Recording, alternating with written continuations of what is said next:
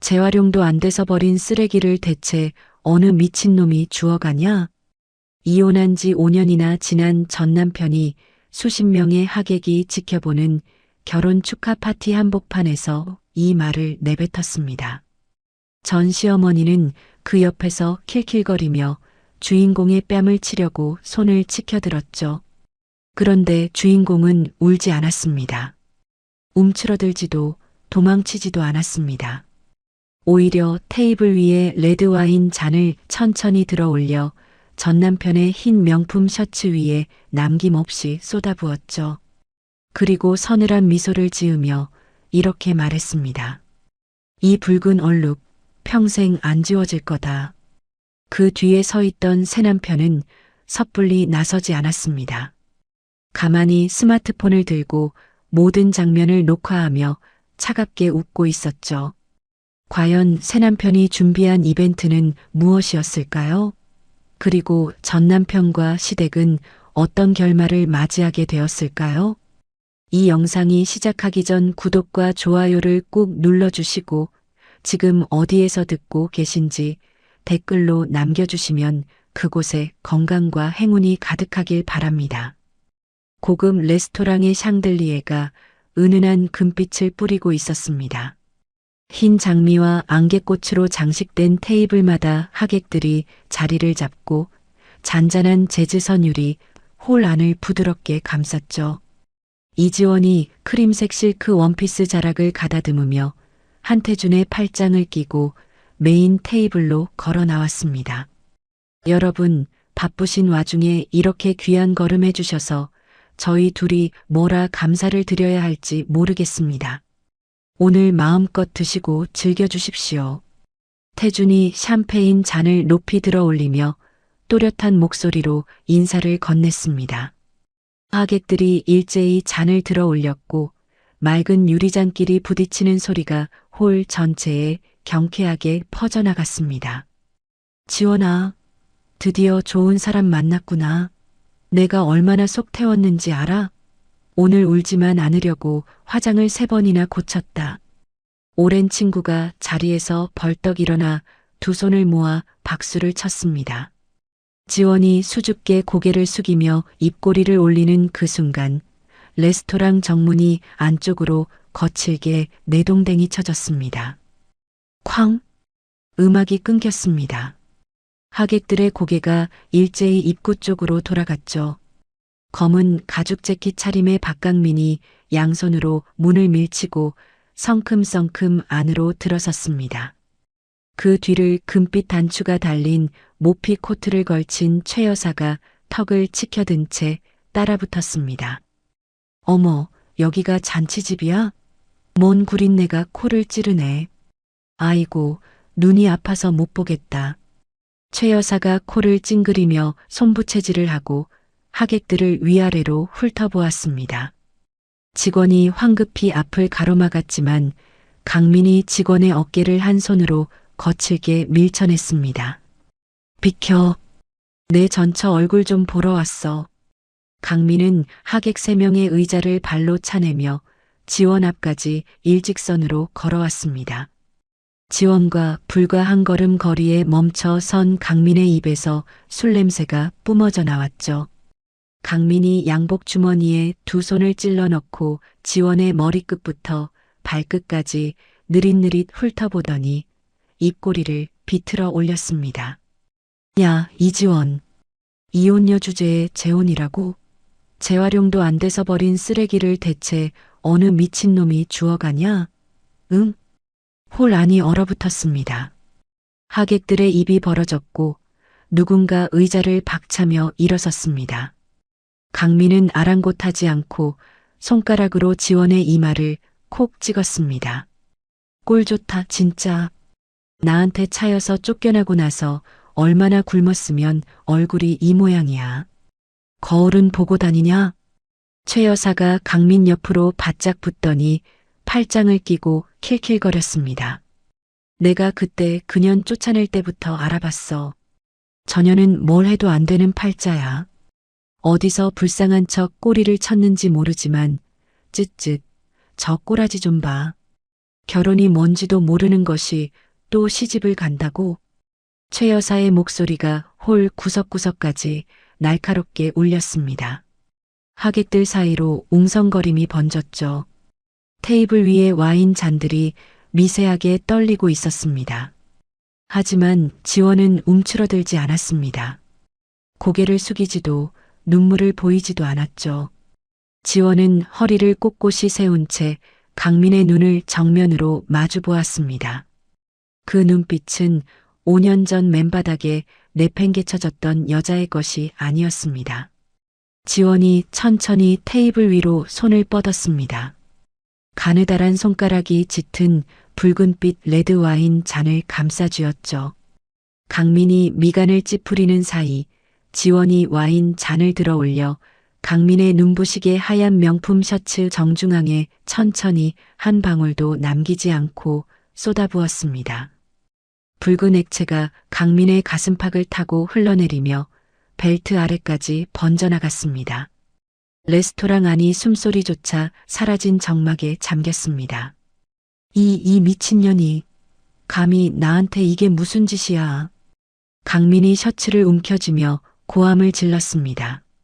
목이 터져라 소리를 지르는 강민의 턱 아래로 지원의 차가운 손가락이 올라왔습니다. 지원이 강민의 턱을 손끝으로 가볍게 치켜 올리며 한 글자 한 글자 또박또박 말했습니다. 쓰레기통에서 빠져나오니까 비로소 사람 냄새가 나네. 남의 잔치에 와서 구린내 풍기지 말고 그 더러운 입 다물어. 강민의 눈이 경악으로 커졌습니다.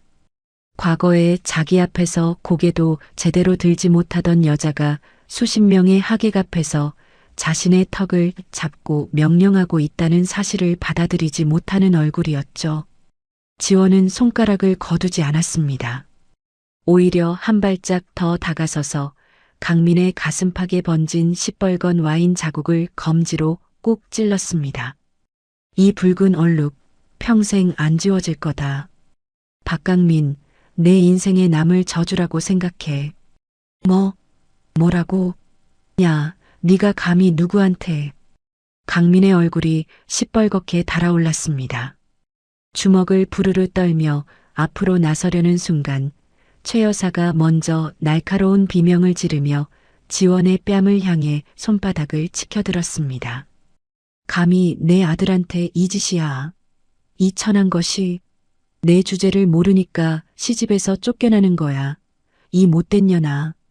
최 여사의 손이 지원의 볼에 닿기 직전 뒤쪽에서 묵직한 손 하나가 최 여사의 손목을 공중에서 낚아챘습니다. 태준이었습니다. 태준은 최 여사의 손목을 비틀어 아래로 꺾으며 나지막하게 한마디를 던졌습니다. 어르신, 손이 좀 가벼우시네요. 남의 약혼녀 얼굴에 손을 올리면 그건 폭행입니다. 아시죠? 뼈가 꺾이는 듯한 힘에 최 여사의 무릎이 바닥으로 꺼졌습니다. 으악, 이게 누구야?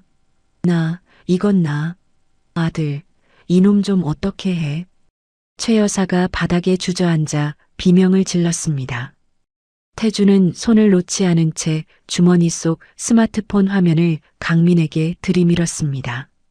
화면에는 강민과 최 여사가 난입하는 순간부터 지금까지의 모든 장면이 선명한 고화질로 녹화되고 있었죠.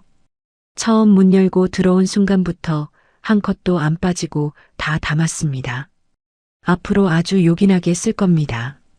태준의 입꼬리가 서늘하게 올라갔습니다. 사냥감을 앞에 둔 맹수의 눈이었습니다. 야, 당장 그거 꺼. 당장 지워. 강민이 태준의 손에 들린 스마트폰을 빼앗으려 팔을 뻗었습니다. 태준이 가볍게 턱짓을 하자 레스토랑 구석에 대기하고 있던 보안 요원 4명이 달려왔습니다. 요원들이 강민의 양팔을 뒤로 꺾었고 강민은 개처럼 발버둥을 쳤습니다. 야, 이 손 못 놔? 내가 누군지 알아? 내가 K유통 대표 박강민이야. 아, 네. 잘 모르겠는데요. 일단 나가시죠. 보안 요원이 퉁명스럽게 대꾸하며 강민의 팔을 더 세게 비틀었습니다. 바닥에서 비명을 지르는 최 여사 역시 다른 요원 2명이 양팔을 잡아들어 올렸죠. 나, 이 손 나, 이 천한 것들이 내가 가만 안 둬. 두고 봐. 발버둥 치는 강민과 최 여사가 정문 밖으로 질질 끌려나갔습니다. 유리문이 닫히는 순간까지 강민의 욕설이 홀 안에 메아리 쳤습니다. 레스토랑 바닥에는 깨진 와인잔 조각과 쓰러진 꽃병 사이로 붉은 와인 자국이 얼룩져 있었습니다.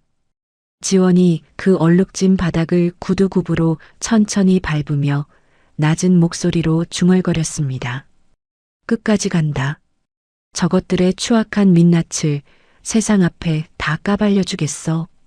태준이 놀란 하객들에게 깊이 허리를 숙여 사과한 뒤 지원의 어깨를 단단하게 감싸 안았습니다. 지원이 태준의 손을 마주 잡았습니다. 그 손에 힘이 들어갔죠. 더 이상 도망치지 않겠다는 뜻이었습니다. 레스토랑 밖 차가운 아스팔트 위에 나뒹군 강민은 셔츠에 번진 와인 자국을 손톱으로 벅벅 긁어냈습니다. 두고 봐, 이지원. 내년 인생 내가 다시 박살 내줄 테니까. 최 여사는 찢어진 모피 소매를 부여잡고 이를 갈았죠. 두 사람은 고함을 지르며 어둠 속으로 사라졌습니다.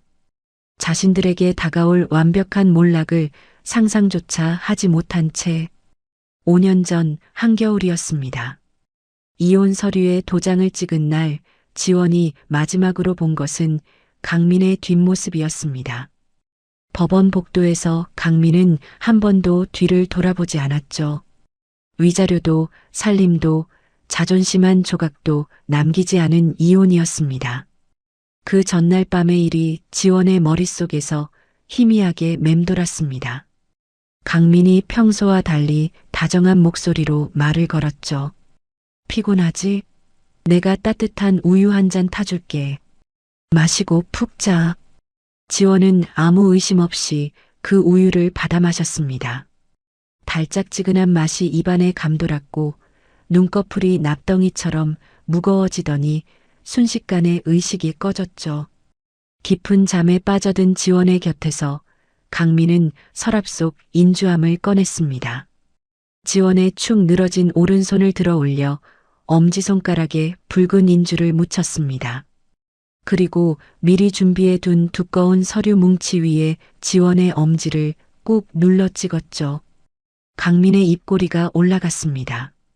서류를 서류 가방 깊숙이 밀어넣은 강민은 지원의 손에 묻은 인주 자국을 물티슈로 꼼꼼히 닦아내고 아무 일 없다는 듯 불을 껐습니다.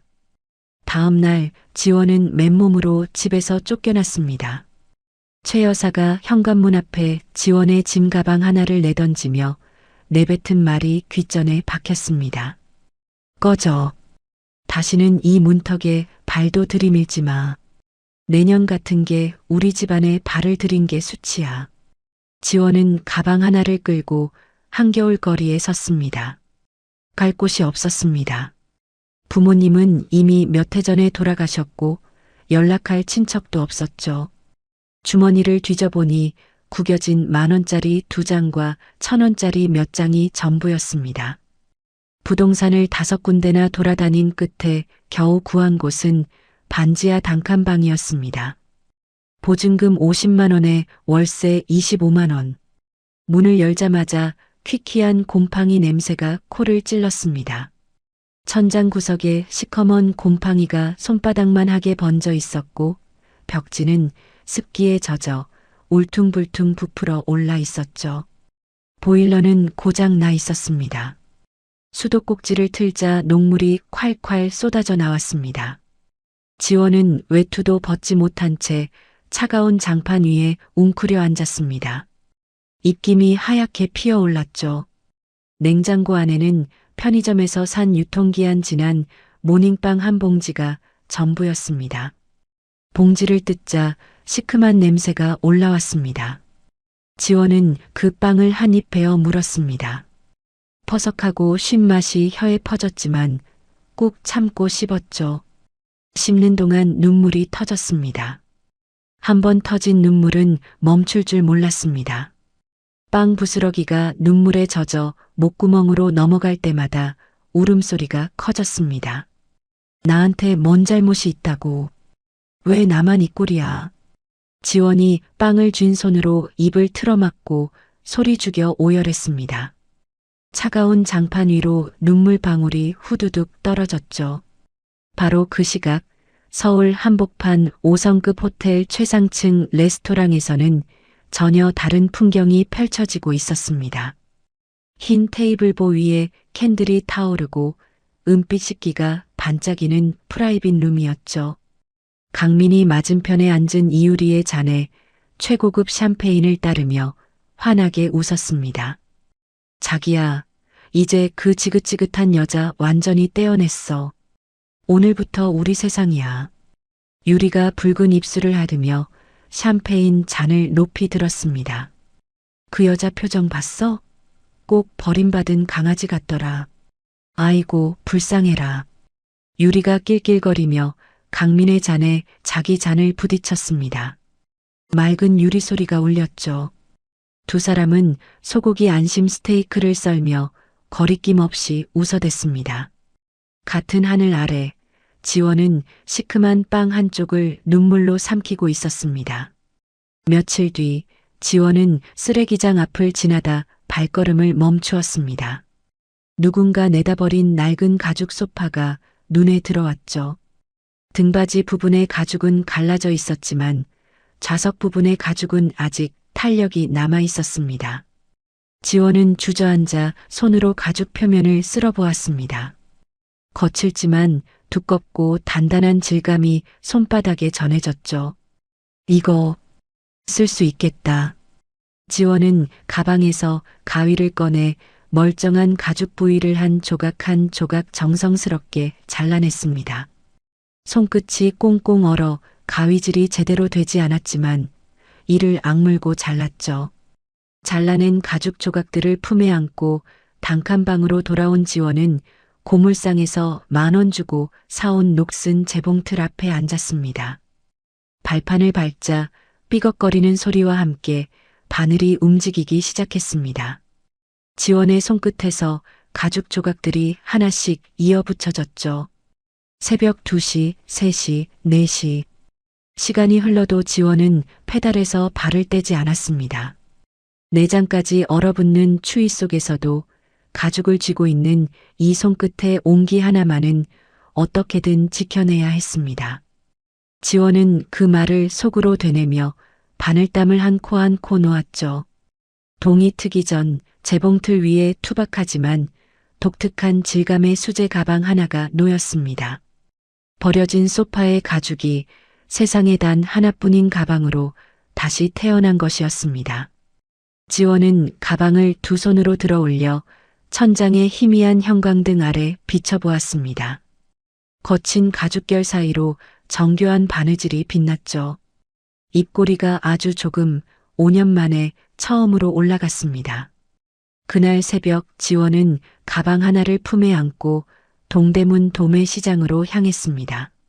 새벽 시장은 무거운 원단 보따리를 실은 수레들이 쉴 새 없이 오가는 전쟁터였죠. 지원은 점포마다 문을 두드렸습니다. 이거 좀 봐주세요. 수제 가방인데요. 됐어, 바빠. 딴 데 가봐. 아저씨, 잠깐만요. 한 번만 봐주시면. 귀찮게 하지 말고 꺼져. 수십 군데에서 문전박대를 당했습니다. 발이 퉁퉁 붓고 목이 쉴 때까지 헤맸죠. 지원이 시장 한쪽 좌판 앞에 주저앉아 한숨을 토해내고 있을 때 등 뒤에서 굵직한 목소리가 들려왔습니다. 거기 가방 좀 이리 줘봐. 동대문 시장의 터줏대감 은주 이모였습니다. 은주 이모는 지원의 손에서 가방을 받아들고 안감을 뒤집어보고 바느질선을 손톱으로 긁어보고 지퍼를 열었다 닫았다 하며 꼼꼼히 살폈죠. 이거 누가 만들었어? 제가요. 제가 직접 만들었습니다. 은주 이모의 눈이 커졌습니다. 야, 이 마감 처리 좀 봐. 가죽이 이게 뭐야? 소파에서 뜯어낸 것 같은데 이런 느낌이나. 이거 기계로 못 뽑아. 은주 이모가 계산대 서랍을 열어 구겨진 지폐 몇 장을 꺼냈습니다. 그리고 지원의 꽁꽁 언 손을 잡아 펴서 그 돈을 쥐어주었죠. 이건 이 가방 살게. 그리고 앞으로 더 만들어 와. 내가 받아줄 테니까.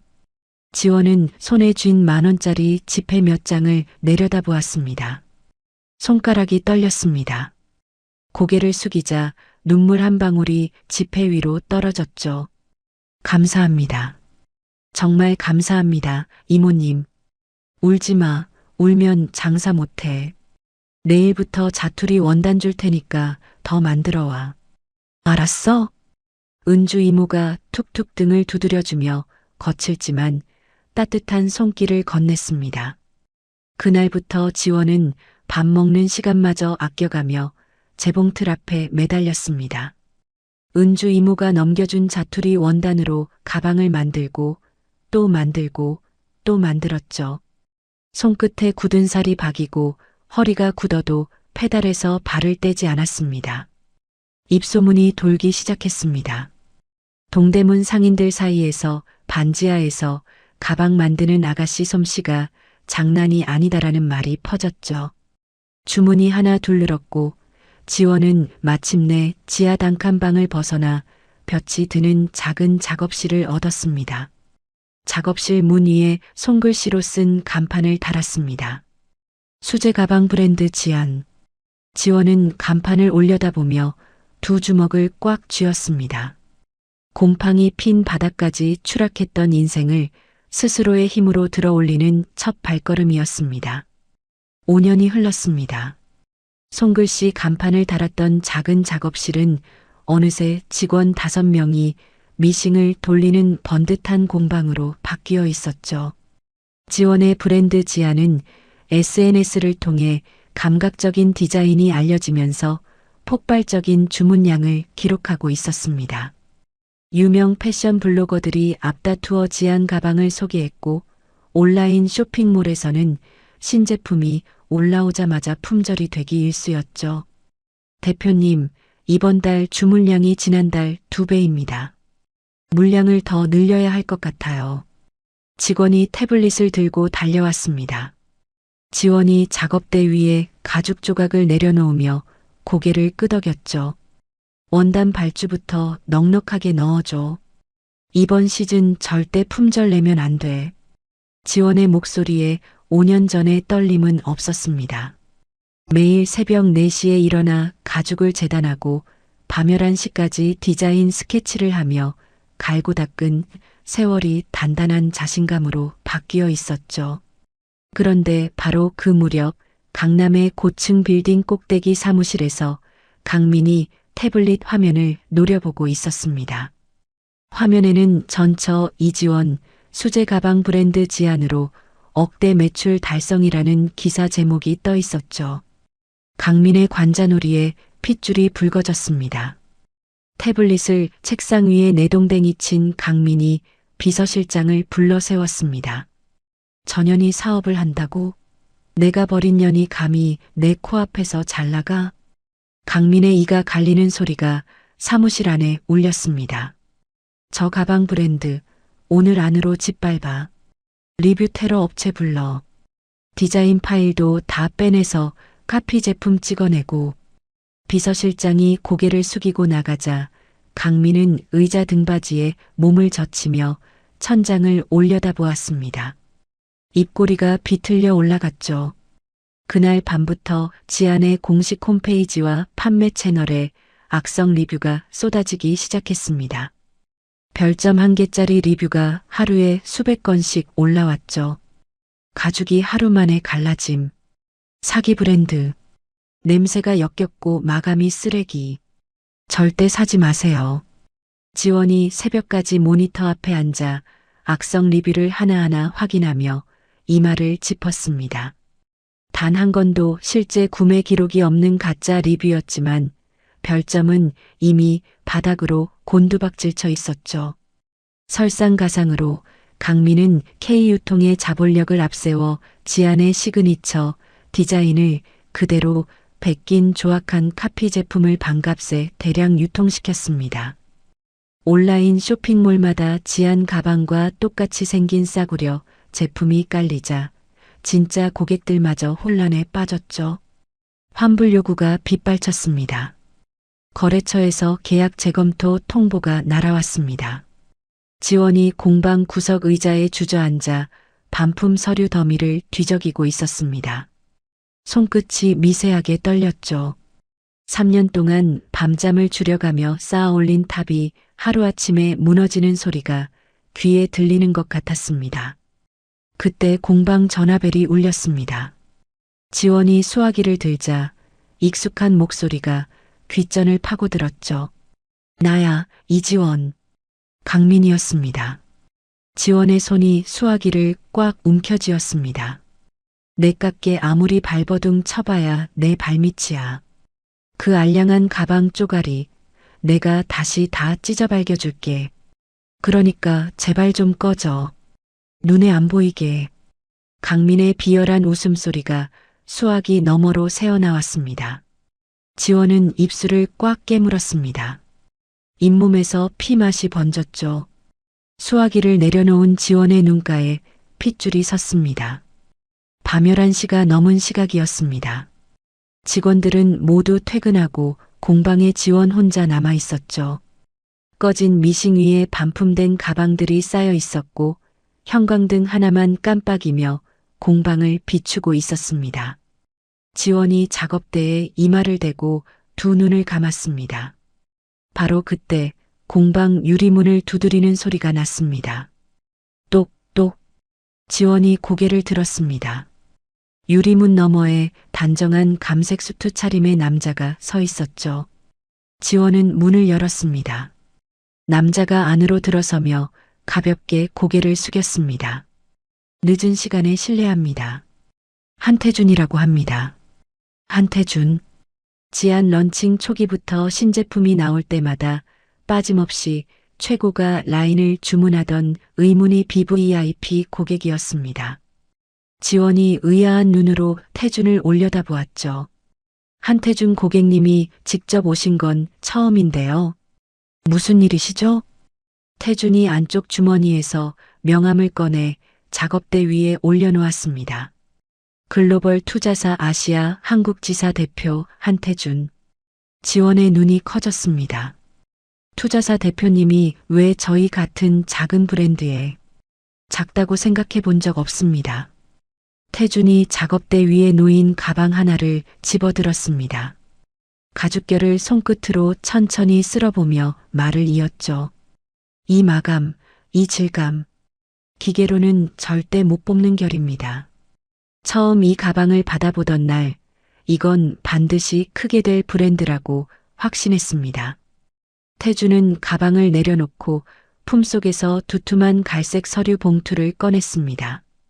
봉투 겉면에 K유통 재무제표라는 글씨가 선명하게 적혀 있었죠.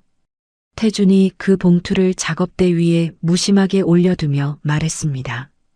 박강민이라는 사람이 지금 대표님 브랜드에 무슨 짓을 하고 있는지 저는 이미 다 파악하고 있습니다. 지원의 눈이 흔들렸습니다. 태준은 봉투를 손가락으로 톡톡 두드리며 차분하게 설명을 이어나갔습니다. 허위 리뷰 테러, 디자인 도용, 카피 제품 유통, 전부 K유통법인 카드로 결제한 내역이 남아 있습니다. 증거는 충분합니다. 지원이 서류 봉투를 내려다보았습니다. 숨이 가빠졌죠. 태준이 한 발짝 다가서며 지원의 눈을 똑바로 마주 보았습니다. 대표님, 방어에만 매달려선 이길 수 없습니다. 저와 함께 판을 뒤집으시죠. 제가 가진 백화점 유통망을 전부 열어드리겠습니다. 왜요? 왜 저를 도와주시는 겁니까? 지원이 떨리는 목소리로 물었습니다. 태준이 잠시 침묵하더니 입을 열었죠. 대표님의 가방은 밑바닥에서 올라온 사람만이 가질 수 있는 힘이 있습니다. 그 힘을 이따위로 짓밟히게 놔두는 건 제 사업 철학에 맞지 않습니다. 태준의 목소리에는 일말의 흔들림도 없었습니다. 지원이 입술을 꽉 깨물고 서류 봉투 위에 손을 올렸습니다. 오랫동안 아무 말도 하지 않았죠. 태준이 한 걸음 물러서며 마지막으로 말했습니다. 이제부터 당신은 앞만 보고 달리십시오. 뒤에서 날아오는 돌멩이는 제가 전부 부숴버리겠습니다. 지원은 고개를 들어 태준을 올려다보았습니다. 그리고 천천히 태준이 내민 손을 잡았죠. 그 악수는 단순한 인사가 아니었습니다. 운명을 바꿀 동맹의 시작이었습니다. 태준이 파견한 대형 로펌의 법무팀은 다음 날부터 즉각 움직였습니다. 허위 리뷰 작성자와 카피 제품 유통업자들을 상대로 대규모 형사 고소장이 접수되었죠. 악성 리뷰가 하나씩 삭제되기 시작했고 카피 제품 판매처에 내용 증명이 날아들었습니다. 지원은 공방에 틀어박혀 강민이 도용한 디자인을 완벽하게 압도할 새로운 컬렉션 스케치에 돌입했습니다. 연필을 쥔 손끝에 더 이상 떨림은 없었죠. 이제 등 뒤에 든든한 방패가 생겼기 때문이었습니다. 그날 밤 공방 불이 꺼진 뒤 태준은 사무실로 돌아갔습니다. 작업대 위에 올려두었던 K유통 재무제표 봉투 속 자료를 복사기에 한 장 한 장 넣으며 태준이 눈이 차갑게 가라앉았죠. 강민의 회사 숨통을 단번에 끊어놓을 덫을 설계하는 사냥꾼의 얼굴이었습니다. 국내 최고급 럭셔리 백화점 메인 로비. 대리석 바닥에 지원의 구두 굽소리가 또각또각 울렸습니다. 10m 높이의 천장에서 쏟아지는 자연광이 흰 대리석 위에 찬란하게 반사되고 있었죠. 태준의 적극적인 추진력 덕분에 지아는 이 백화점 메인 로비의 대형 팝업 스토어를 여는 쾌거를 이뤄냈습니다. 대표님, 여기가 저희 팝업 공간입니다. 로비 정중앙 최고의 자리예요. 백화점 담당자가 넓은 공간을 손으로 가리키며 안내했습니다. 지원이 빈 쇼케이스를 손끝으로 쓸어보며 가슴이 벅차올랐죠. 5년 전 동대문 시장 바닥에서 문전박대를 당하며 돌아다니던 자신이 이 자리에 서 있다는 사실이 믿기지 않았습니다. 여기가 바로 K유통이 2년 동안 로비를 하고도 입점 심사에서 번번이 떨어졌던 곳입니다. 태준이 지원 옆에 서서 나지막하게 귀띔했습니다. 지원의 눈이 커졌죠. 강민이 그렇게 들어오고 싶어 했던 자리에 내가 들어간다고요? 네. 실력이 있는 사람이 제 자리를 찾는 겁니다. 태준이 담담하게 대답했습니다. 지원은 빈 쇼케이스를 다시 한번 바라보며 두 주먹을 꽉 쥐었죠. 그런데 바로 그 소식이 강민의 귀에도 들어갔습니다.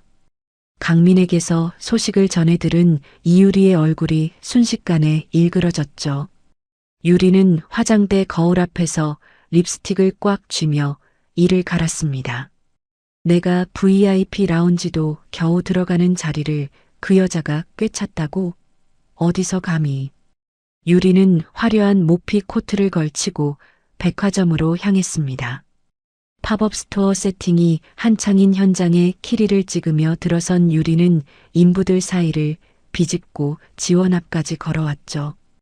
유리가 선글라스를 이마 위로 밀어 올리며 지원을 위아래로 훑쳤습니다. 어머, 싸구려가 백화점 물 흐리는 꼴을 어떻게 봐요? 주제 파악하고 동대문 바닥으로 꺼져줄래요? 여긴 아무나 오는 데가 아니거든. 유리의 목소리가 공사장 안에 날카롭게 울렸습니다. 인부 몇 명이 손을 멈추고 고개를 돌렸죠. 지원은 유리의 얼굴을 쳐다보지도 않았습니다. 시선을 쇼케이스에 고정한 채 인부에게 말했습니다. 조명각도 15도 더 낮춰주세요. 가방 가죽결이 더 살아야 해요. 완벽하게 무시당한 유리의 얼굴이 시뻘겋게 달아올랐습니다. 유리는 핸드백 끈을 부러질 듯 움켜쥐고 씩씩거리며 현장을 빠져나갔죠. 하지만 유리는 그냥 돌아간 것이 아니었습니다. 백화점 비상구 계단통. 유리가 백화점 매니저를 불러냈습니다. 유리의 손에 두툼한 흰색 돈봉투가 들려 있었죠. 이거 받고 하나만 해줘요. 팝업 스토어 지하 창고 마스터키. 그거 하나면 돼요. 매니저가 봉투의 두께를 눈으로 가늠하더니 주위를 두리번거렸습니다. 이게 얼마나? 궁금하면 열어봐요. 당신 연봉보다 많을걸? 유리가 봉투를 매니저의 가슴팍에 밀어 넣었습니다. 매니저는 잠시 망설이다가 주머니에서 은색 열쇠 하나를 빼내 유리의 손바닥 위에 올려놓았죠. 유리의 입꼬리가 올라갔습니다. 오프닝을 3일 앞둔 새벽 2시. 백화점 지하 창고의 철문이 소리 없이 열렸습니다. 유리가 마스터키를 돌리고 안으로 스며들었죠. 창고 안에는 지안의 한정판 가방 수백 개가 빽빽하게 쌓여 있었습니다. 은은한 가죽 냄새가 창고 안을 가득 채우고 있었죠. 유리는 벽면의 소화전함을 열었습니다. 빨간 밸브를 두 손으로 움켜쥐고 있는 힘껏 비틀었죠. 콱! 거센 물줄기가 천장 배관에서 쏟아져 내렸습니다. 최고급 가죽 가방들 위로 흙탕물이 쏟아지며 형체 없이 젖어 들어갔죠. 물이 가방 안감까지 스며들어 가죽이 부풀어 오르고 색이 번졌습니다. 유리는 물벼락을 맞으며 망가져가는 가방들을 내려다보며 킬킬거렸습니다. 이래도 백화점에서 장사할 수 있나 보자. 아침 일찍 출근한 지원이 창고 문을 열었습니다. 발밑으로 탁한 물이 밀려왔죠. 창고 안은 물바다였습니다. 수천만 원어치의 가방들이 진흙탕 속에 나뒹굴고 있었습니다. 가죽은 물을 머금어 흐물거렸고 금속 장식은 녹물이 번져 있었죠. 지원의 다리에서 힘이 빠졌습니다. 그 자리에 주저앉아 젖은 가방 하나를 들어 올렸죠. 한 땀 한 땀 바느질했던 가방이 손에서 뚝뚝 물을 흘렸습니다. 숨이 턱 막혔습니다. 이걸 어떻게? 지원의 목소리가 갈라졌습니다. 3일 뒤면 오프닝인데 진열할 가방이 단 하나도 없었습니다. 취소해야 하나? 여기서 끝인가? 절망이 파도처럼 밀려왔죠. 지원은 눈물을 훔치다 말고 입술을 꽉 깨물었습니다. 젖은 바닥에 무릎을 꿇은 채 주머니에서 휴대폰을 꺼내 은주 이모에게 전화를 걸었죠. 이모님, 큰일 났어요. 창고가 물바다가 됐어요. 가방이 전부 망가졌어요. 수화기 너머로 은주 이모의 고함이 터졌습니다. 뭐? 누가 그런 짓을 해? 아이고, 이 나쁜 것들이. 지원아, 울지 마. 울면 져. 가만 있어. 내가 당장 움직인다. 은주 이모는 전화를 끊자마자 동대문 도매시장의 원단상, 가죽장인, 부자재 업체 사장들에게 긴급 연락을 돌렸습니다. 여보세요? 나 은주야. 지금 당장 가죽 있는 거 다 싣고 백화점 쪽으로 와. 우리 지원이가 큰일 났어. 몇 시간 뒤 생업을 미루고 트럭에 최상급 가죽 원단과 부자재를 가득 실은 동대문 상인들이 백화점 인근 임시 작업실로 구름대처럼 몰려들었습니다. 원단 보따리를 어깨에 짊어진 아저씨, 부자재 상자를 머리에 인 아주머니, 가위와 송곳을 허리춤에 꽂고 달려온 가죽 장인까지. 좁은 작업실이 사람과 원단으로 가득 찼죠. 야, 거기 누가 재단 좀 도와줘. 시간 없어. 은주 이모가 소매를 걷어붙이며 호통을 쳤습니다. 지원과 은주 이모, 그리고 수십 명의 상인들이 3일 밤낮을 뜬 눈으로 세웠습니다. 미싱 소리가 쉴 새 없이 울렸고 가위질 소리와 망치 소리가 새벽을 갈랐죠. 태주는 철야 작업에 필요한 도시락과 커피를 트럭 한 대분 보내왔습니다. 장비 대여료와 긴급 원단비를 즉각 결제하며 든든한 방패막이가 되어주었죠.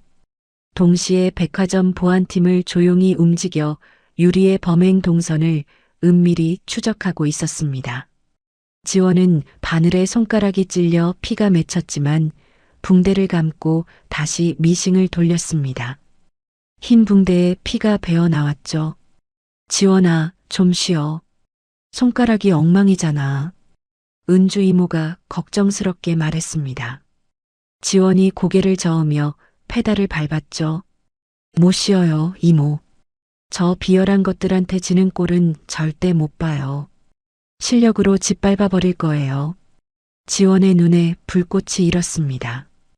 은주 이모가 입술을 꾹 깨물고 고개를 끄덕이더니 옆자리에 앉아 같이 가위질을 시작했죠. 팝업 스토어 오픈 당일 새벽. 동대문 사람들의 끈끈한 의리와 지원의 처절한 집념이 빚어낸 완벽한 가방들이 쇼케이스를 가득 채웠습니다. 마지막 가방을 진열대에 올려놓은 지원이 뒤를 돌아보았죠. 눈이 충혈되고 손가락마다 반창고를 붙인 상인들이 지원을 향해 엄지손가락을 치켜 세웠습니다. 해냈다. 우리 지원이. 은주 이모가 두 팔을 번쩍 들어 올렸습니다. 지원의 눈에 뜨거운 것이 차올랐죠. 쇼케이스 위의 가방들이 조명을 받아 찬란하게 빛나고 있었습니다.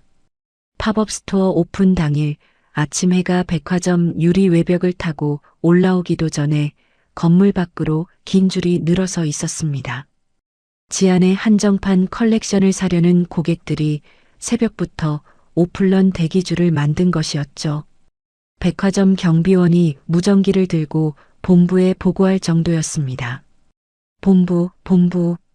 지금 정문 앞 대기줄이 건물 모서리를 돌아서 주차장 입구까지 이어졌습니다. 추가 인력 요청합니다. 지원이 로비 안쪽에서 유리창 너머 줄 선 인파를 바라보았습니다. 심장이 귀까지 뛰는 것 같았죠. 지원의 시선이 매장 정중앙 진열대에 머물렀습니다.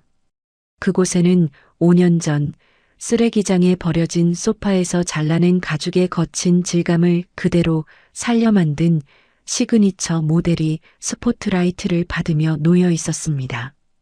곰팡이 핀 단칸방에서 녹슨 재봉틀로 만들었던 그 투박한 척 가방의 질감이 이제 브랜드의 상징이 된 것이었죠. 지원이 그 가방의 가죽결을 손끝으로 한번 쓸어보았습니다. 거칠지만 단단한 촉감이 손바닥에 전해졌죠. 5년 전 얼어붙은 손으로 가위질하던 새벽이 손끝에서 되살아났습니다. 셔터가 올라갔습니다. 고객들이 물밀듯이 밀려들었죠. 계산대 포스기가 멈출 새 없이 쉴 새 없이 찍혔습니다. 직원들이 포장을 하다 말고 다음 고객의 카드를 받았고 진열대 위의 가방이 눈 깜짝할 사이에 사라졌습니다. 시그니처 모델 남은 수량이요? 방금 마지막 10개 결제 들어갔습니다. 직원들의 목소리가 매장 안에서 부산하게 오갔죠. 준비된 수천 개의 물량이 단 2시간 만에 전량 매진되었습니다. 백화점 창사 이래 팝업 스토어 최단 시간 완판 기록이었습니다. 소식을 듣고 내려온 백화점 임원 3명이 지원 앞에 나란히 섰습니다.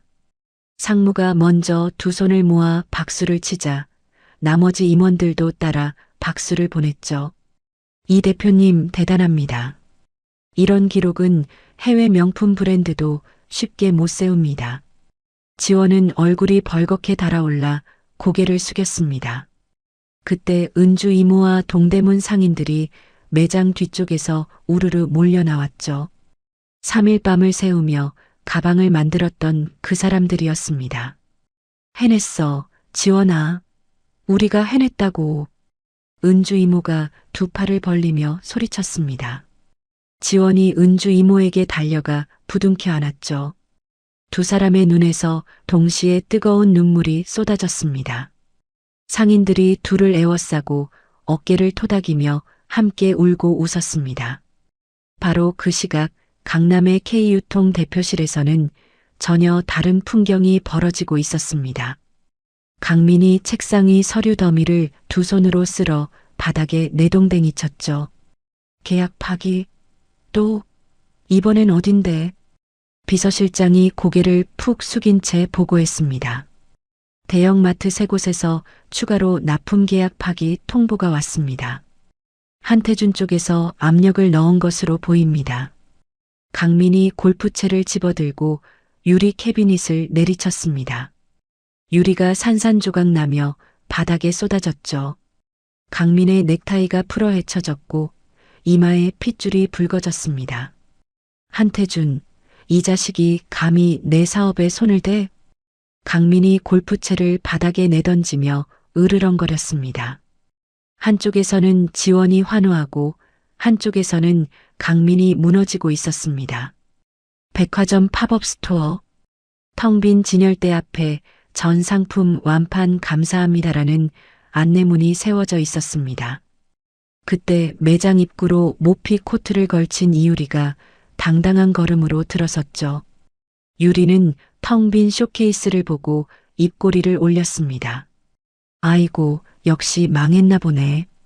진열대가 텅 비었잖아. 꼴 좋다. 유리가 킬킬거리며 안내문 쪽으로 걸어갔습니다. 안내문의 글씨가 유리의 눈에 들어왔죠. 전 상품 완판. 유리의 웃음이 얼어붙었습니다. 얼굴에서 핏기가 빠져나갔죠. 뭐? 완판이라고? 그게 무슨? 유리가 더듬거리며 주위를 둘러보았습니다.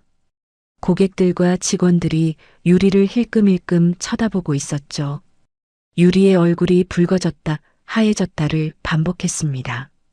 바로 그때 태준이 서늘한 표정으로 유리 앞에 나타났습니다. 태준의 손에 작은 리모컨이 들려 있었죠. 태준이 버튼을 누르자 메인 로비의 거대한 대형 전광판이 환하게 켜졌습니다. 화면이 바뀌었습니다. 전광판에 CCTV 영상이 선명하게 재생되기 시작했죠. 비상구 계단통에서 유리가 매니저에게 두툼한 돈봉투를 찔러주는 장면이 또렷하게 잡혔습니다. 이어서 새벽 창고에 몰래 들어가 소화전 밸브를 비트는 유리의 뒷모습이 적나라하게 비춰졌죠. 밸브에서 쏟아지는 물줄기 아래 가방들이 망가지는 장면까지 한 컷도 빠짐없이 재생되었습니다. 로비에 있던 수백 명의 고객들이 일제히 전광판을 올려다보았습니다. 웅성거림이 파도처럼 번져나갔죠. 태준이 매장 앞 마이크를 집어들었습니다. 묵직하고 차가운 목소리가 백화점 전체에 울려 퍼졌죠. 여러분, 지금 저 화면에 보이는 여자가 우리 브랜드의 수천만 원어치 가방을 고의로 망가뜨린 범인입니다. 남의 것을 훔쳐 입은 쥐새끼는 밝은 빛이 비추면 숨을 곳을 찾아 도망치기 마련입니다. 지금 저 여자처럼요. 태준의 손가락이 유리를 가리켰습니다. 수백 개의 시선이 유리에게 쏠렸죠. 고객들이 일제히 스마트폰을 들어 유리를 촬영하기 시작했습니다. 셔터 소리가 빗방울처럼 쏟아졌죠. 뭐야, 저 여자가 범인이래? 어머, 저 모피 코트 입은 여자? 창피한 줄도 모르나. 어휴, 쪽팔려서 어떡해. 야유가 사방에서 터져 나왔습니다. 유리의 얼굴이 종이장처럼 하얘졌죠. 아, 아니에요. 이건 조작이에요. 가짜라고. 유리가 비명을 지르며 핸드백으로 얼굴을 가렸습니다. 비상구 쪽으로 도망치려 키리를 끌며 뛰었죠. 하지만 비상구 앞에 이미 경찰관 2명이 서 있었습니다. 태준이 미리 신고에 대기시켜 놓았던 것이었죠. 이유리 씨, 재물손괴 및 업무방해 혐의로 현행범 체포합니다. 경찰관이 유리의 양팔을 거칠게 잡아 뒤로 꺾었습니다. 차가운 수갑이 유리의 손목에 철커덕 채워졌죠. 이거 나. 내가 누군지 알아? 내 남편이 K유통 대표 박강민이라고. 유리가 바닥을 구르며 발버둥 쳤습니다. 모피 코트가 대리석 바닥에 질질 끌렸죠. 수백 명의 인파가 지켜보는 가운데 유리는 경찰차까지 질질 끌려나갔습니다. 스마트폰 플래시가 쉴 새 없이 터졌고 유리의 비명은 백화점 밖까지 울렸죠. 지원은 팔짱을 낀 채 유리가 끌려가는 뒷모습을 내려다보았습니다. 입꼬리가 천천히 올라갔죠. 가슴속 깊이 박혀있던 응어리가 산산이 조각나며 시원한 바람이 가슴을 관통하는 기분이었습니다. 그날 저녁 지원과 태준은 조용한 고급 레스토랑에서 마주 앉았습니다. 태준이 샴페인 병을 열었죠. 뻥소리와 함께 거품이 솟아올랐습니다. 오늘은 당신의 승리입니다. 태준이 잔을 건넸습니다. 지원이 잔을 받아들며 물었죠. 아직 끝난 거 아니잖아요. 강민이 남았어요. 알고 있습니다. 그래서 오늘부터 본 게임입니다. 태준이 잔을 부딪히며 차갑게 웃었습니다. 지원의 눈에 단단한 결의가 서렸죠. 첫 번째 승리의 잔을 비우는 그 순간에도 강민이라는 이름이 아직 목구멍에 가시처럼 걸려 있었습니다. 그런데 바로 그 시각 유리의 체포 소식을 전해 듣고 도끼가 오른 강민이 최 여사와 머리를 맞대고 있었습니다. 최 여사가 서랍 깊숙이 숨겨둔 낡은 서류 봉투를 꺼내 들었죠. 봉투 안에는 5년 전 지원이 잠든 사이 찍어둔 지장이 선명하게 박힌 차용증이 들어 있었습니다. 강민아, 이걸 쓸 때가 됐다. 이번에는 전연의 숨통을 완전히 끊어놓자. 최 여사의 눈이 독사처럼 빛났습니다. 팝업 스토어 완판의 열기가 채 식기도 전이었습니다. 이틀 뒤 아침 지원이 공방에 출근해 컴퓨터를 켰습니다.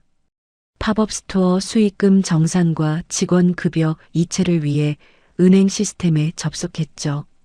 로그인 화면이 떴습니다. 비밀번호를 입력하고 계좌 조회 버튼을 누르는 순간 화면에 빨간 글씨가 떴습니다. 해당 계좌는 법원 결정에 의해 지급 정지 상태입니다. 지원의 손가락이 멈추었습니다. 법인 계좌를 눌러보았죠. 지급 정지. 개인 계좌를 눌러보았습니다. 지급 정지. 비상금 계좌까지 전부. 모든 계좌가 빨간 글씨로 도배되어 있었습니다. 이게 무슨... 지원이 수화기를 들어 은행에 항해 전화를 걸었습니다. 고객님 명의로 거액의 채무 관련 가압류 결정이 내려져서 저희가 임의로 해제할 수 없는 상황입니다. 채무요? 저는 빚진 적이 없는데요. 지원의 목소리가 높아졌습니다. 은행 직원이 난감한 목소리로 채권자 측에 문의하시라는 말만 되풀이했죠. 지원이 수화기를 내려놓으려는 그 순간 공방 정문 유리가 요란하게 흔들렸습니다. 쾅! 쾅쾅! 유리문이 안쪽으로 박살나며 조각이 바닥에 쏟아졌습니다. 등과 팔에 시퍼런 문신을 드러낸 사내 4명이 공방 안으로 우르르 밀려들어왔죠. 선두에 선 사내가 금목걸이를 흔들며 진열장 위에 흙 묻은 운동화 발을 올렸습니다. 이지원이 누구야? 빚받으러 왔어. 사내가 침을 바닥에 뱉으며 으르렁거렸습니다. 직원 2명이 비명을 지르며 뒷문 쪽으로 도망쳤죠. 지원이 의자에서 벌떡 일어나며 소리쳤습니다.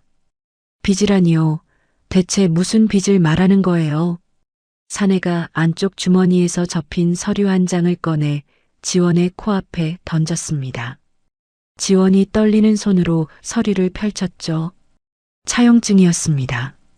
채무액란에 적힌 숫자가 지원의 눈을 때렸습니다. 수십억 원. 그리고 차용일란에는 이지원이라는 이름과 함께 선명한 엄지손가락 지장이 찍혀 있었습니다. 지원의 머릿속이 하얘졌습니다. 5년 전 이혼 전날 밤 강민이 따뜻한 우유를 건네며 웃던 얼굴이 번개처럼 스쳤죠. 달짝지근한 맛, 납덩이처럼 무거워지던 눈꺼풀, 그리고 의식이 꺼진 뒤 자신의 엄지손가락에 인주를 묻히던 강민의 손. 그 지장이 찍힌 서류가 바로 이것이었습니다. 이건 내가 찍은 게 아니에요. 수면제를 먹이고 강제로 찍은 거라고요. 지원이 차용증을 움켜쥐며 외쳤습니다. 사채업자가 코웃음을 치며 지원의 손에서 서류를 낚아챘죠. 그런 사정 나한테 말해봐야 소용없어. 여기 지장 찍힌 거 보이지? 법적으로 유효한 서류야. 돈 안 갚으면 여기 있는 거 다 가져간다. 사내가 진열대 위에 가방을 발로 걷어찼습니다. 가방이 바닥에 나뒹굴었죠. 다른 사내 하나가 벽에 걸린 액자를 주먹으로 내리쳐 깨뜨렸습니다. 팝업 스토어의 막대한 수익금은 물론이고 지안의 상표권마저 사채업자들에게 갈취당할 위기였습니다. 지원의 무릎이 꺾이며 그 자리에 주저앉았죠. 숨이 턱 막혔습니다. 손끝이 얼음장처럼 차가워졌고 심장이 갈비뼈를 부술 듯이 뛰었습니다. 5년 전이 다시 떠올랐습니다. 곰팡이 핀 지하 단칸방의 차가운 장판, 시큼한 빵을 눈물로 삼키던 새벽, 보일러 고장난 방에서 입김을 내뿜며 웅크리던 그 밤. 다시 그곳으로 끌려가는 거야. 또 모든 걸 빼앗기는 거야. 트라우마가 짐승처럼 덮쳐왔고 지원의 온몸이 덜덜 떨리기 시작했습니다. 바로 그때 부서진 유리문 사이로 익숙한 구두 소리가 울렸습니다. 모피 코트 깃을 세운 최 여사가 유유히 공방 안으로 들어섰죠. 바닥에 주저앉은 지원을 내려다보는 최 여사의 입꼬리가 올라갔습니다. 아이고, 이게 누구야? 우리 전 며느리 아니야? 오랜만이네. 최 여사가 혀를 차며 지원의 주변을 천천히 돌았습니다. 부러진 액자와 나뒹구는 가방들을 발끝으로 툭툭 차며 말을 이었죠. 내년이 감히 우리 아들 앞길을 막아? 유리도 잡아넣고 사업도 빼앗고 버르장머리가 하늘을 찔러. 최 여사가 지원의 턱 앞에 얼굴을 들이밀었습니다. 시큼한 화장품 냄새가 코를 찔렀죠. 내 아들 살리려고 쓴 돈이면 며느리였던 네가 갚는 게 당연한 도리지. 안 그래? 최 여사가 낄낄거리며 지원의 어깨를 손가락으로 톡톡 찔렀습니다. 일말의 죄책감도 망설임도 없는 얼굴이었죠. 한 사람의 인생을 완벽하게 파괴하고도 아무렇지 않은 그 추악한 웃음을 본 순간 지원의 내면 깊은 곳에서 무언가가 끓어올랐습니다. 두려움이 아니었습니다. 분노였습니다. 5년간 눌러왔던 극한의 사리가 가슴 밑바닥에서 용암처럼 치솟았죠. 지원이 바닥에 짚고 있던 두 손을 꽉 쥐었습니다.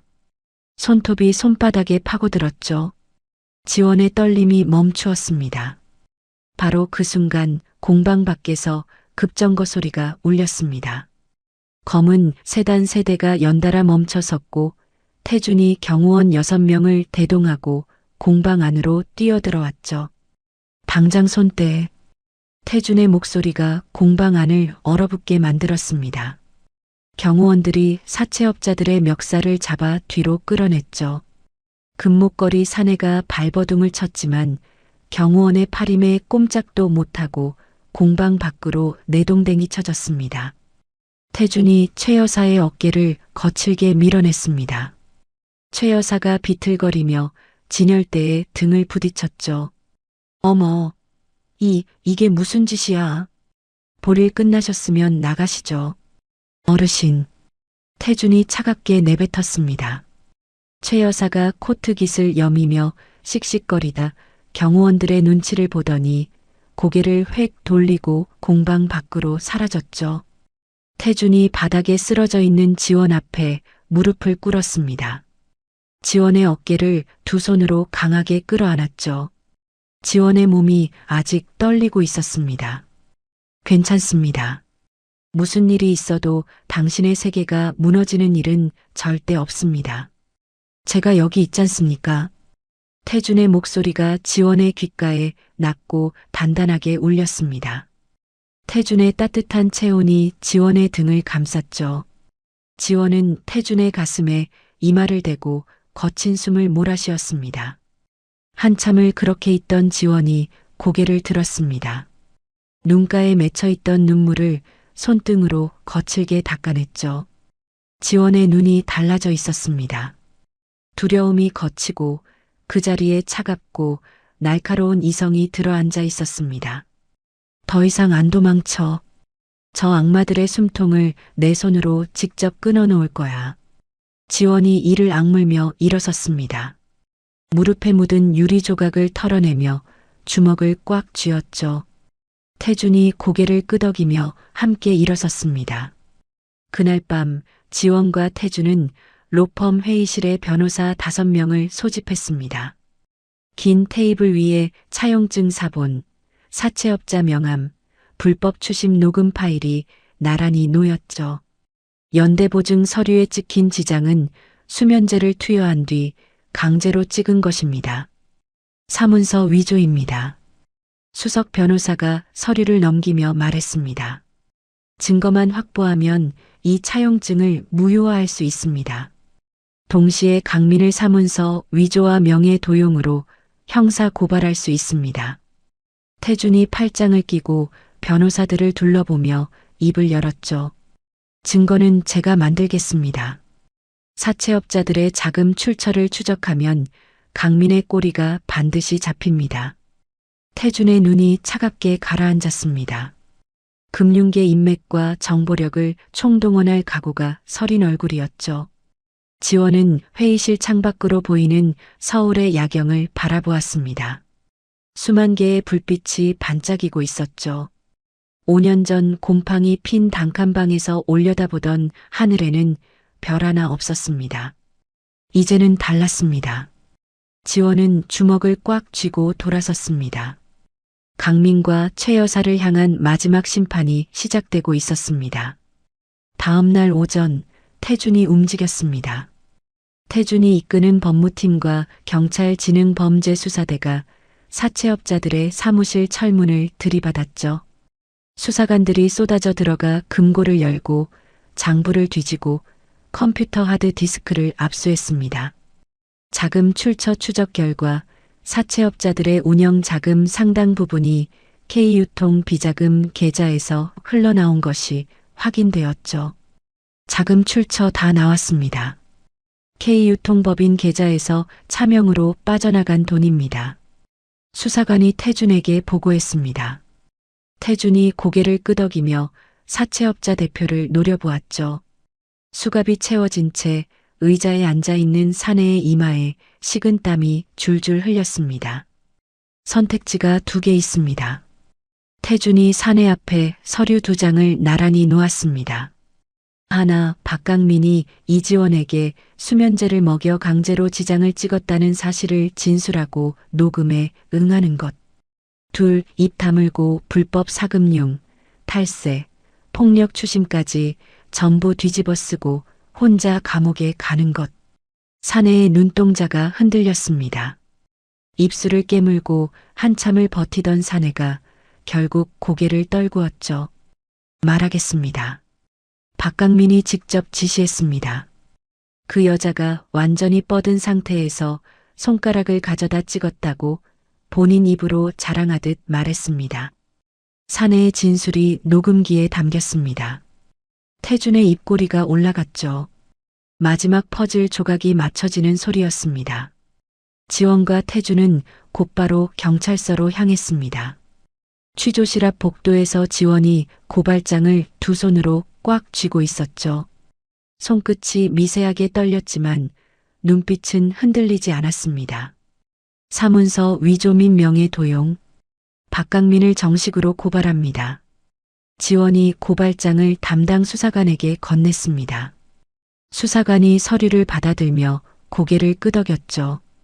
연대보증의 굴레가 완벽하게 풀리는 순간이었습니다. 그리고 태준은 그날 오후 더 큰 폭탄을 터뜨렸습니다. 과거 지원의 공방 테이블 위에 올려두었던 그 갈색 서류 봉투, K유통 재무제표라고 적혀 있던 그 봉투 속 자료를 언론사 정치부 기자와 검찰청 특수부에 동시에 넘긴 것이었죠. 봉투 안에는 강민이 회사 돈 수십억 원을 횡령해 해외 도박장에서 탕진한 내역이 담겨 있었습니다. 이중장부를 교묘하게 조작해 비자금을 조성한 회계 부정 증거도 빼곡했죠. 투자자들을 속이고 주가를 부풀린 사기 정황까지 강민의 범죄가 낱낱이 적혀 있었습니다. 뉴스 속보가 터졌습니다. K유통 대표 박강민 수십억 원대 횡령 및 비자금 조성 의혹. 검찰 긴급 압수수색. 검찰 수사관들이 파란 상자를 양손에 들고 K유통 본사 로비로 쏟아져 들어갔습니다. 대표실 문이 부서질 듯 열렸고 강민의 책상 서랍과 금고가 샅샅이 뒤졌죠. 서류와 하드디스크가 상자 안에 담겨 나갔습니다. 강민이 대표실 한가운데 서서 멍하니 그 광경을 바라보았습니다. 입이 반쯤 벌어져 있었죠. 비서실장이 헐레벌떡 뛰어들어왔습니다. 대표님, 주가가 폭락하고 있습니다. 투자자들이 소송을 걸겠다고 줄줄이 연락이 오고 있습니다. 강민의 무릎이 꺾였습니다. 바닥에 주저앉은 강민의 얼굴에서 핏기가 사라졌죠. 하루 만에 회사는 돌이킬 수 없는 최종 부도를 맞았습니다. 그날 저녁 검찰이 강민의 자택으로 들이닥쳤습니다. 횡령, 사기, 사문서 위조. 강민의 양팔에 수갑이 채워졌죠. 현관문 밖에 수백 명의 기자들이 몰려 있었습니다. 대표님, 횡령 혐의 인정하십니까? 피해자 이지원 씨에게 할 말 있으십니까? 질문이 빗발쳤습니다. 플래시가 쉴 새 없이 터졌죠. 강민의 셔츠가 잡아당겨져 찢어졌고 풀어 헤쳐진 넥타이가 바닥에 질질 끌렸습니다. 강민은 고개를 숙인 채 구치소 호송버스로 비참하게 끌려갔습니다. 과거 하객들 앞에서 지원을 쓰레기라 불렀던 입은 한마디도 하지 못했죠. 모든 소송이 끝났습니다. 법원은 지원의 손을 들어주었죠. 법원 정문 앞 따뜻한 오후 햇살이 대리석 계단 위로 쏟아지고 있었습니다. 벚꽃잎 몇 장이 바람에 실려 날아왔죠. 지원과 태준이 나란히 법원 계단을 내려왔습니다. 지원의 얼굴에 햇살이 부서졌고 태준이 지원의 손을 잡아주었죠. 두 사람의 발걸음에는 여유가 묻어 있었습니다. 5년간의 전쟁이 끝났다는 안도감이 두 사람의 어깨에서 스며 나왔습니다. 바로 그 시각 구치소의 좁고 차가운 면회실에서는 전혀 다른 풍경이 벌어지고 있었습니다. 파산 직전에 내몰린 최 여사가 두꺼운 유리벽 건너편에 앉아 있는 강민을 노려보고 있었죠. 강민은 회색 수의를 입고 고개를 떨군 채 의자에 걸쳐 앉아 있었습니다. 면회실 천장의 형광등이 지직거리며 싸늘한 빛을 내리쬐고 있었죠. 최 여사가 먼저 입을 열었습니다. 유리벽을 손바닥으로 내리치며 핏대를 세웠죠. 이 호로 자식이 미쳤나? 니까짓게 하반신 간수만 잘했어도 이 꼴은 안 당했어. 네가 바람을 피워서 이 사단이 난 거잖아. 최 여사의 목소리가 면회실 벽에 부딪혀 울렸습니다. 침이 유리벽에 튀었죠. 강민의 눈이 번뜩였습니다. 고개를 번쩍 들더니 유리벽을 주먹으로 때렸죠. 뼈가 부딪히는 둔탁한 소리가 울렸습니다. 어머니, 애초에 어머니가 그년 쫓아내고 유리 들이자고 안 했으면 이런 일 없었잖아요. 어머니가 부추겼잖아. 강민의 주먹에서 피가 배어 나왔습니다. 유리벽에 붉은 자국이 번졌죠.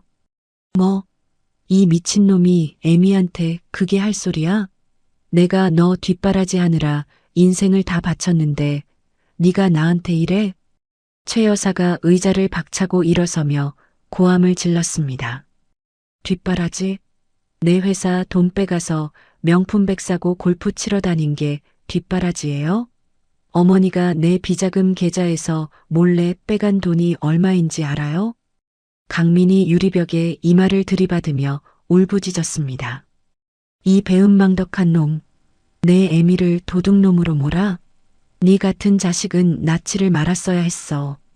최 여사가 유리벽 너머로 침을 뱉었습니다. 강민도 유리벽에 침을 뱉으며 맞받아쳤죠. 한때 세상에서 가장 끈끈했던 모자는 자신들이 저지른 악행은 까맣게 잊은 채 서로를 향해 저주를 퍼부으며 짐승만도 못한 밑바닥을 드러내고 있었습니다. 면회실 교도관이 달려와 두 사람을 떼어놓았습니다.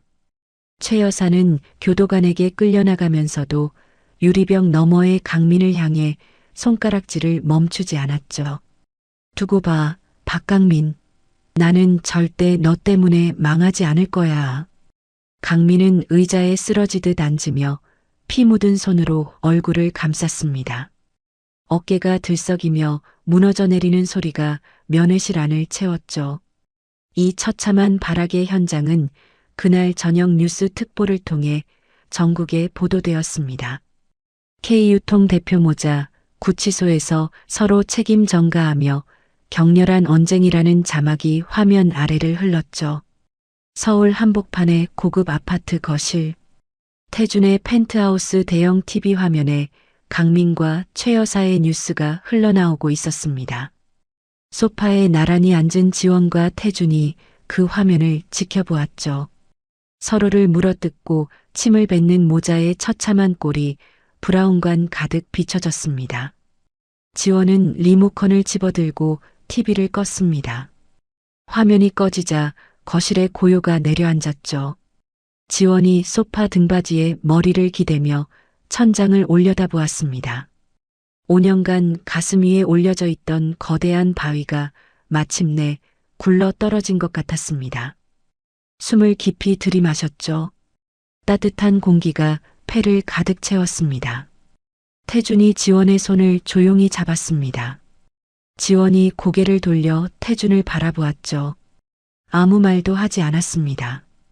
아무 말도 필요 없었습니다. 가해자들은 스스로 판 무덤 속에서 서로를 물어뜯고 있었고 피해자였던 지원은 자신의 힘으로 완벽한 정의를 이루어냈습니다. 모든 재판이 끝난 6개월 뒤였습니다. 강민은 사문서 위조와 수십억 원대 횡령 혐의가 전부 유죄로 인정되어 징역 7년의 실형을 선고받았습니다. 법정에서 판결문이 낭독되는 동안 강민은 피고인석에 고개를 처박은 채 한마디도 하지 못했죠. 교도관 2명이 강민의 양팔을 잡아 법정 밖으로 끌고 나갔고 교도소로 이감되는 호송차 안에서 강민은 수갑찬 손으로 얼굴을 감싼 채 벽에 이마를 찧었습니다. 교도소 식당.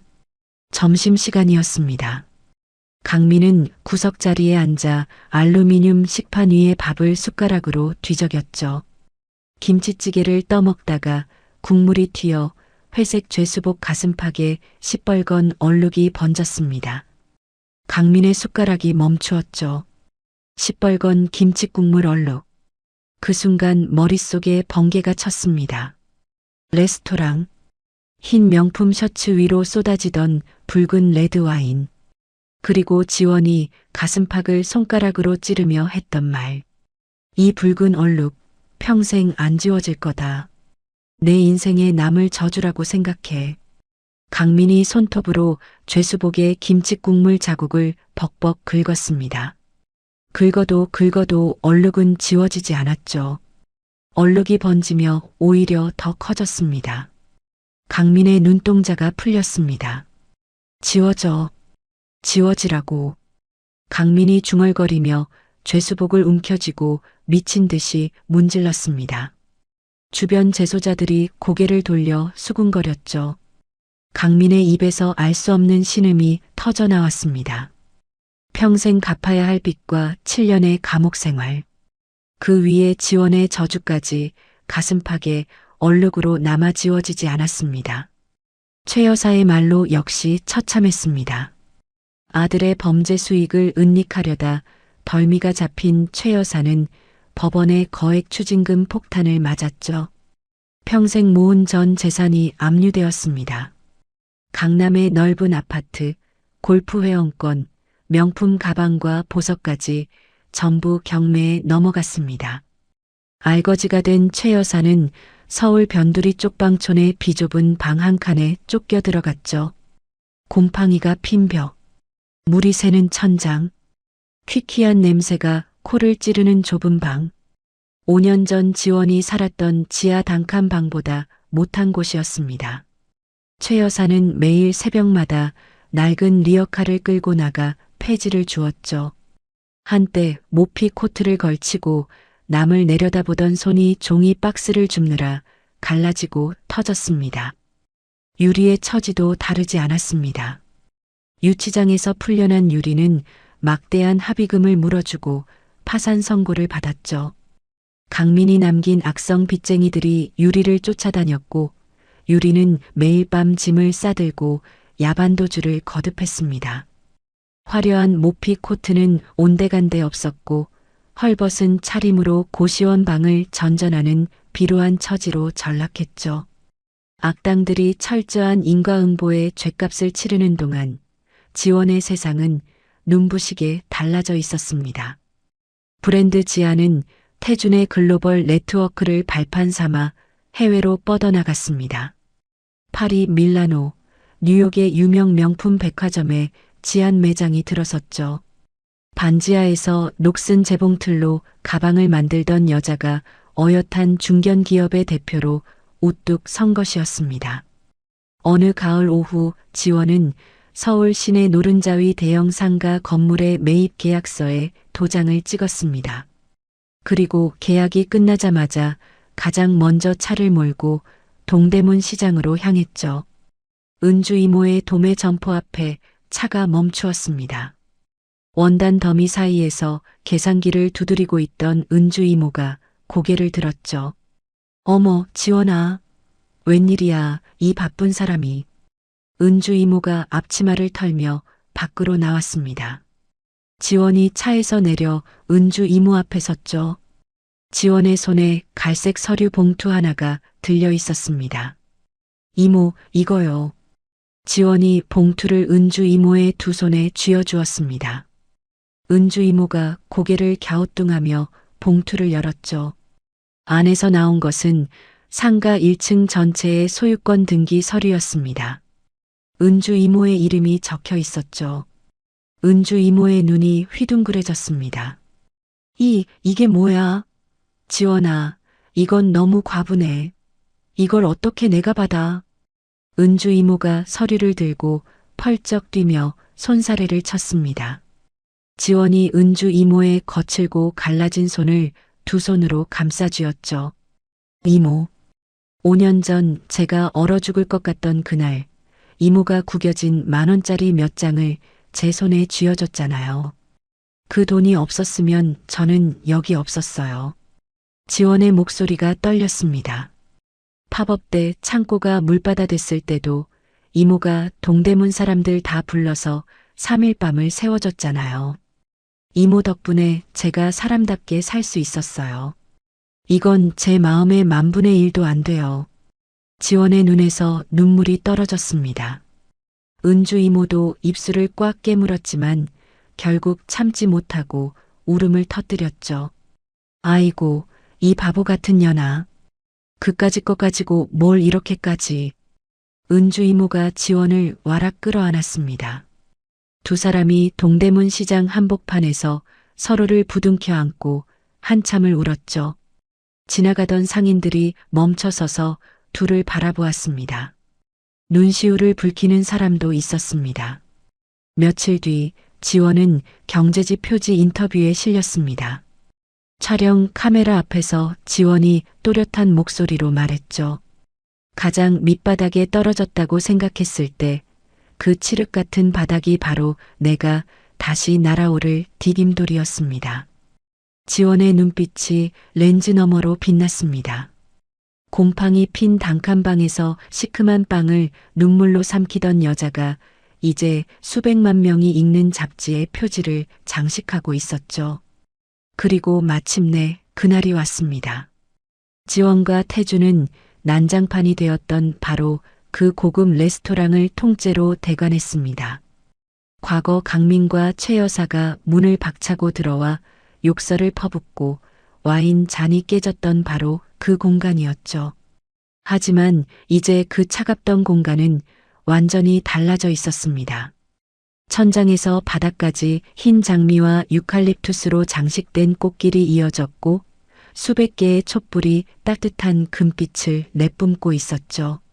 하객 한 명 한 명의 자리에 손글씨 감사 카드가 놓여 있었습니다. 이번에는 불청객이 없었습니다. 진심으로 축하해주는 사람들만 그 자리를 채웠죠. 웨딩 마치가 울렸습니다. 레스토랑 정문이 열리자 세상에서 가장 우아하고 당당한 실루엣의 웨딩드레스를 입은 지원이 모습을 드러냈습니다. 하객들의 입에서 감탄이 터져 나왔죠. 태준이 제단 앞에서 지원을 기다리고 있었습니다. 지원이 꽃길을 따라 한 걸음 한 걸음 걸어왔죠.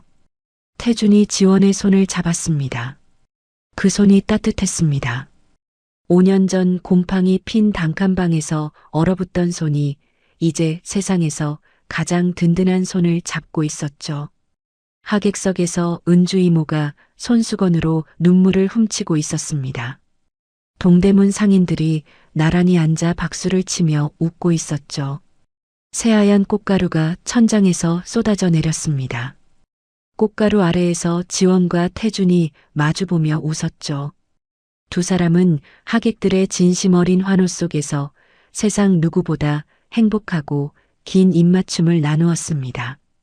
어두웠던 과거의 상처를 찬란한 성공과 사랑으로 완벽하게 극복한 여자. 자신의 존엄을 스스로 되찾은 여자. 이지원의 눈부신 미소 위로 깊은 감동과 벅찬 평화가 따뜻한 여운으로 남았습니다. 오늘 사연의 주인공 이지원은 남편의 배신과 시댁의 학대로 한겨울 맨몸으로 쫓겨나 곰팡이 핀 지하 단칸방에서 시큼한 빵 한 조각으로 하루를 버텨야 했습니다. 세상 누구보다 낮은 곳에 떨어졌지만 그 바닥에서 포기하지 않았죠. 얼어붙은 손으로 버려진 가죽을 잘라내고 녹슨 재봉틀을 밟으며 오직 자신의 두 손과 재능만으로 다시 일어섰습니다. 가장 힘들 때 손을 내밀어준 은주 이모의 은혜를 잊지 않고 반드시 갚았고 자신을 짓밟았던 사람들에게는 법과 실력으로 정당하게 되갚아 주었습니다. 남의 가슴에 못을 박은 사람들은 결국 자기들끼리 서로 물어뜯으며 스스로 무너져 내렸죠. 세상은 참 공평합니다. 뿌린 대로 거두고 남에게 한 만큼 자기에게 돌아오게 되어 있습니다. 아무리 깜깜한 밤이 길어도 해는 반드시 뜨고 아무리 깊은 바닥에 떨어져도 포기하지 않으면 반드시 다시 일어설 수 있습니다. 오늘 이 사연이 힘든 시간을 보내고 계신 분들께 작은 위로와 용기가 되었으면 좋겠습니다. 받은 은혜는 잊지 말고 어려운 사람에게 먼저 손 내밀 줄 아는 따뜻한 하루 보내시길 바랍니다. 오늘 사연이 마음에 와닿으셨다면 화면 아래 빨간 구독 버튼과 좋아요를 꾹 눌러주시고 지금 듣고 계신 곳의 날씨가 어떤지 댓글 한 줄 남겨주세요. 여러분의 따뜻한 한마디가 저에게 큰 힘이 됩니다. 항상 건강하시고 사랑하는 사람들과 함께 행복한 나날 보내시길 진심으로 기원합니다. 감사합니다.